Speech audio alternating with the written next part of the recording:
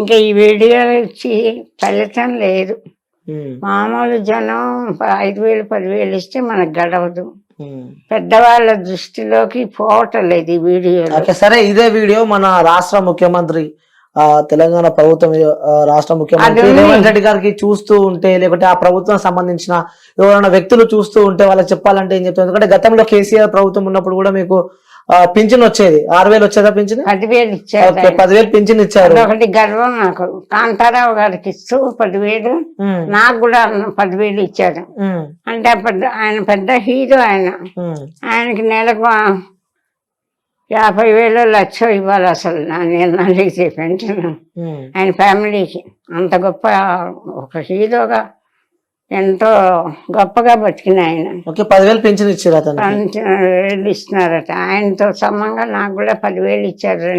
ప్రభుత్వం ఉన్నప్పుడు. ఇప్పుడు మరి కొత్త ప్రభుత్వం వచ్చినాక కాంగ్రెస్ నేను కలవలేదు ఆయన్ని. రేవంత్ రెడ్డి గారిని కలిసి ఇట్లా ఆర్టిస్ట్ అండి, ఇట్లా కష్టంలో ఉన్నానంటే ఈయన కూడా చేస్తారు, చాలా మందికి చేస్తున్నారని విన్నాను. నేను వెళ్ళలేను, కాళ్ళు లేవు. అంటే పరిస్థితి బాలేదు కాబట్టి ఇదే వీడియో తెలంగాణ రాష్ట్ర ప్రభుత్వానికి సంబంధించిన అధికారులు గానీ, లేకుంటే రేవంత్ రెడ్డి గారు గానీ, కాంగ్రెస్ పార్టీకి సంబంధించిన వాళ్ళు కానీ చెప్పాలి అంటే ఏం చెప్తాం వాళ్ళకి? వీడియో ఒక ఆర్టిస్ట్ ను బతికించడం, 50 ఏళ్ళుగా ఆర్టిస్ట్ గా ఉన్న ఆర్టిస్ట్ ఆత్మహత్య చేసుకుంటే మీకు అవమానం. నేను ప్రభుత్వానికి ఒక ఆర్టిస్ట్ ప్రాణాలు కాపాడటం మీ ధర్మం.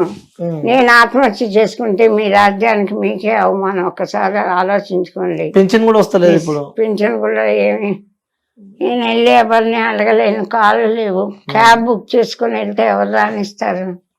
అందుకని ఒక ఆర్టిస్టు బతకలేక ఆత్మహత్య చేసుకుంది అని మీకు తెలిస్తే మీకే అవమానం.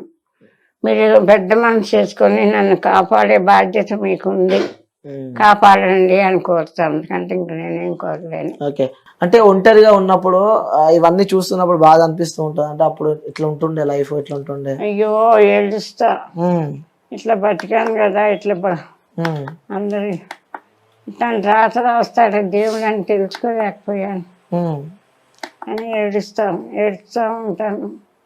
అమ్మాయి నేను ఏడవటమే, మాకు ఇంకేం లేదు.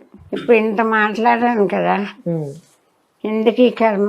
ఎంత ఎగతాడు. తోట ఆర్టిస్టులు శివపార్వతి గారితో చేశాను, అందరితో చేశాను. ఎవరు ఒక ఫోన్ చేసి అమ్మాయి ఎలా ఉన్నావు అన్న మాట అన్నా. నేను చావు బతుకుల్లో ఉన్నానని తెలిసి ఇలా ఫోన్లు పడ్డాయి అన్నీ చెప్పి చచ్చిపోయింది ఆవిడని అందరూ మెసేజ్లు పెట్టేశారు. అది ఎందుకు అట్లా చేయటం? ఎవరన్నా ఎంత